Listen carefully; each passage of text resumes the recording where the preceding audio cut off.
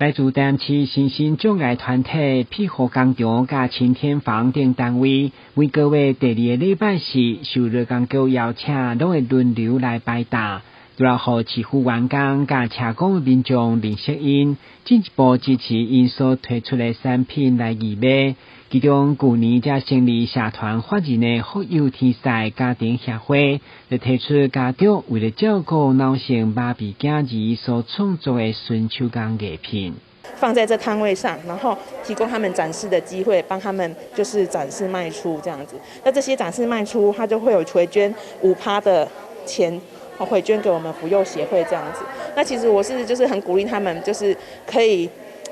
就是在家里虽然照顾孩子很苦闷，那其实可以创造一些经济啊或是开心的成就感的地方。该市集正当的推出，只是受疫情的关系，人潮甲收入拢有限。不过，劳工局讲，顶个月到1万块销售，成绩袂歹。会中嘛意外发现，都发局主笔前来交关。我觉得他们东西都蛮精致的啊，那一样要买的话，顺便还可以做一些这个爱心啊，帮助这个有需要的人，我觉得是很值得啦。希望能够透过我们身心障碍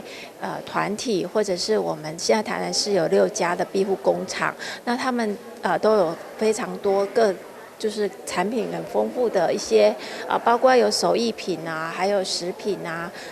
无毒的蔬果啊等等啊，那像包括面包啊、点心这些，那也可以来提供我们的市府员工有一个多元的一个采购的管道哈。劳工局透过满额送对消费200到800不等，拢提供礼物回馈，嘛感受买气有提升。当然，不管敢有额外赠品，如何伫别人有需要的所在提供淡薄仔帮助，嘛是创造彼此的温馨甲感动。今日新闻阮吉采访报道。